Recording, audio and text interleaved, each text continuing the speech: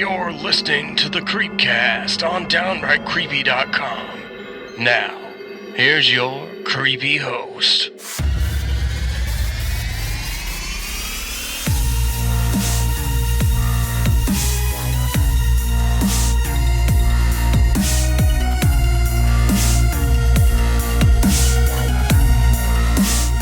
All right, today we have Brea Grant joining us on the Creepcast. She's, of course, the writer and star of the new Shudder film, Lucky. Thanks so much for joining me again on the Creepcast. It's great to be able to chat with you about this film. It comes out March 4th on Shudder, right? That feels right to me. Yeah, yep. That's what I got in my notes. Yeah, we're going to go with that. And you'll actually have a couple films on Shudder. After Midnight with Jeremy Gardner, which we screened at Panic Fest, which was great. And I think you were able to come for one of those screenings. And now you will have Lucky on there, which was supposed to debut originally at South by, correct? Correct. Yeah, 2020, but obviously that was canceled. Right. Yeah. Unfortunately. Well, it's cool that you're able to have two films on there at once. I feel like that fans are going to love, genre fans are going to love. And I want to talk about your character in Lucky and kind of dive into that a little bit.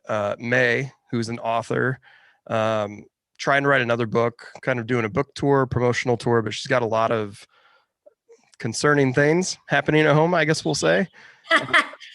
Yeah, very concerning. And I know we chatted kind of very, very much in passing about Lucky when we talked about 12-Hour Shift last time, that it was a very personal thing for you and you drew inspiration from real life to write Lucky. Is that right? And if so, is this a more personal project to you than most that you worked on before?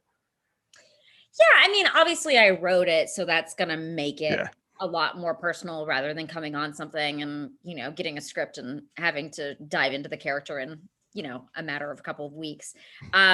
So I lived with the script for, 2 or 3 years before we actually made it. Never thinking I was actually going to play this main character. But I mean, yes, the character I think is very not like me as a person. I think we're obviously very different. But the subject matter is something I drew from my real life because the main character is having a situation where she's being stalked every night and a man is coming to her house. And I had to deal with like a similar, not every night, but I did deal with a stalker situation. And that's kind of where, Yeah, I'm glad it wasn't every night. That'd be a nightmare. It's like a little bit of whenever something happens and it's reoccurring like this, you always go to like Groundhog Day or something like that and putting a very interesting, like more kind of a different lens that you're looking through for this. And I want to kind of expand on that in just a second. And jumping into that, I wanted to talk about another project that you have, because I feel like the themes and message of Lucky can also cross over into another film that you're in, The Stylist, that you're co-starring in. And we see the main protagonist in that film, Claire, played by Najara Townsend, struggle with a mental illness a little bit and acceptance to a point that she can literally, if you've seen the short, she can literally kill someone and still not be noticed and marginalized in a sense. And I felt like there was some interesting crossover in that way, whether coincidence or not, but you can kind of root for both May and Claire in their weak moments and still have sympathy for them.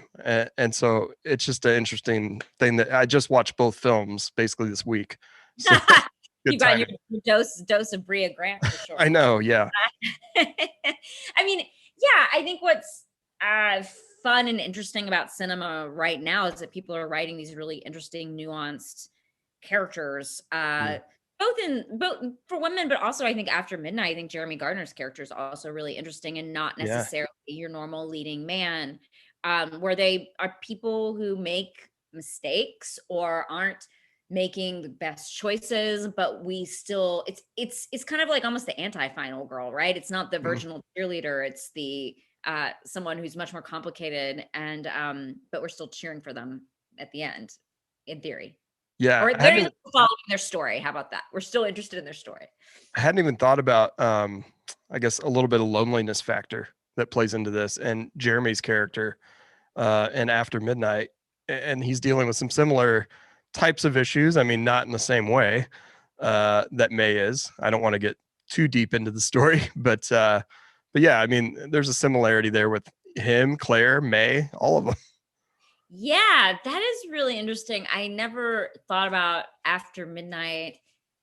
I mean, fortunately, I had written Lucky before this, but was I influenced by After Midnight? Because both of us are being visited every night by, in his case, a monster, and in Lucky's case, a slasher. Yeah. So, yeah, that's interesting. So in general, kind of with the film industry, and I think horror specifically, it's made some progress, and I think you should tell me from a woman's point of view, to bring to light, women into the forefront, giving them more opportunities, perhaps less marginalized in a lot of ways. Do you see that changing, the landscape changing over the last few years?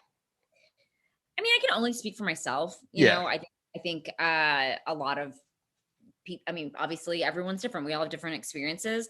I think, yeah, I mean, in some ways, obviously, like I had 2 movies get made in the year 2019, 2 movies get shot that I had written, and I had been trying to get those movies made since I directed my first movie, which was in 2013. So it took me 6 years. And I do think part of the shift was that people were looking for differing voices and different kinds of stories. And I think, I was writing these dark sort of character pieces about women. And I think the world was more open to that, has become more open to that in the last, 5 years or so. Yeah. Yeah. I mean, we've seen people like Tara Ansley from Tragedy Girls co-own Fangoria, or Right. Heather Buckley start Black Mansion, and then what Jill's done with her collection of shorts into a feature now that I think will lead to more projects. So it's encouraging to get more voices, regardless of women or people of diverse color, to finally start to get more doors open for them. And I felt like Lucky at its core has a piece of that. So I wanted to just talk about that for a second and reflect on it, both in your personal experiences and what I'm observing through others. So I think that's great. I kind of mentioned at the top of our discussion about Lucky missing out on the the traditional theatrical experience, I should say, and how fun that would have been at South by. I'm sure you've been there before, but during the pandemic, we couldn't go. Have you found it easier or harder for films to get distribution now when there's no I don't think there's as much hype machine. It's almost like you drop it and that's the surprise, kind of surprise and all. Has it been harder to find ways to get your films out, or have you found it in some ways easier because there's so many streaming outlets now and ways to find distribution that way? Well, I think there's first of all, yes, you're right. I was very disappointed. And actually, I've never been to South by since I moved to Los Angeles. I used to live in Austin, but Yeah. I was very much looking forward to, already had all my clothes rented and all that kind of crap. Oh man. It's very sad.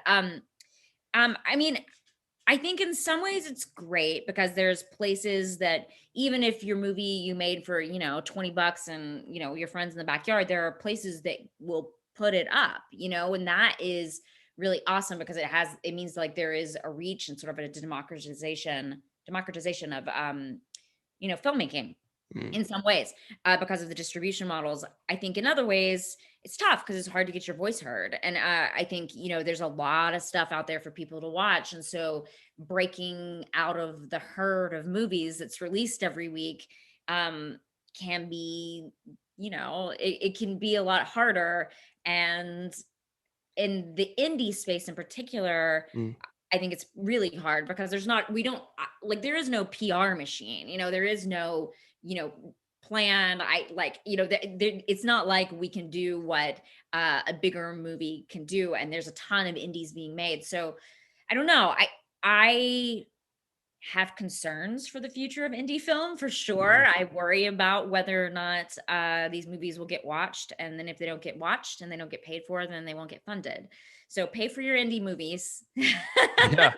Lesson 1, and talk about them and convince other people to rent them or go stream them or whatever. Because it does kind of make all the difference in the world about whether or not we're going to keep getting these kind of cool, weird movies. Yeah, it's interesting because it's kind of a twofold situation where it's like it's great there's so many opportunities from a standpoint of places that films can find homes, but then you get oversaturated and there's just more and more streaming services. It's like we're just on cable again. We are. And I think, we're also, this is, we're not willing to, we're like, oh, is it on Netflix? Well, then I'm not really going to seek other stuff out. Like you go to these major platforms. I really appreciate Shudder, because I feel like that they're really amplifying indie cinema in a really nice way. We're very happy to be on Shudder. And hopefully places like that will continue to buy indie films, because that's really our only outlet at this point. And especially for us, since we did miss the entire festival run of this movie, we didn't get to play the word of mouth like we would have normally, which is how we normally can get the word about these movies out. Yeah, there's stuff that I've seen on Shudder that I would have never seen if it wasn't for that. And not only new movies, but even old ones that maybe I missed at South by, 3 years ago, and then never had a chance to watch it. And there it is. I can sit and binge some indie movies every month when they release stuff like this and after midnight. So it's great. It's great and bad, but I'm happy that the options are there, and I'm happy that there's specifically a genre outlet that we can watch these films. What's cool about After Midnight is that it was on Amazon for a long time, and I think things just get lost on there because there's so much stuff. So it was nice that it went and landed on Shudder, because I feel like it got like a whole new home and a whole new set of eyes on it. And I feel like you get more promotion through Shudder, honestly, just because it's a whole slate of genre stuff that people are going to watch. But yeah, so I want everyone to check out your new film, Lucky. Check out After Midnight, all streaming on Shudder. And then also you have a couple other things coming up that we kind of touched on already, but Stylist comes out March 1st. And then I saw that you're in Happily, March 19th.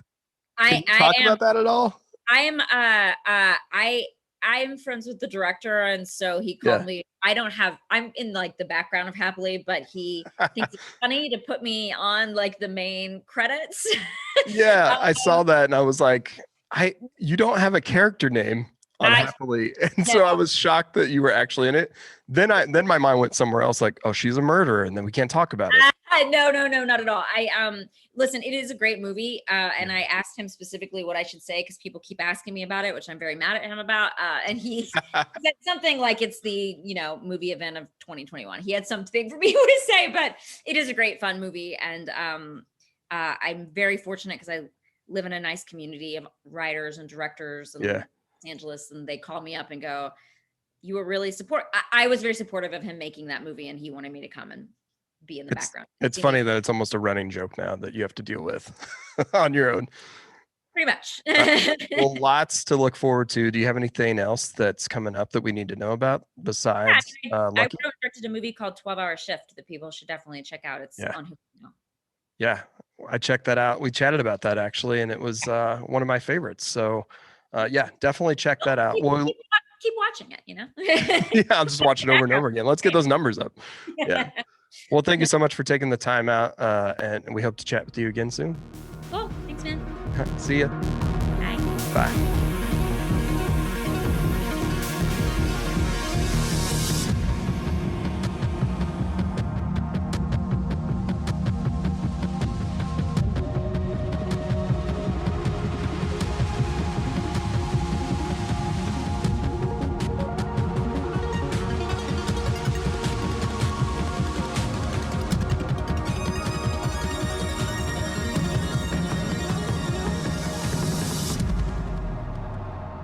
You are listening to a Downright Creepy original on the Crickets Podcast Network.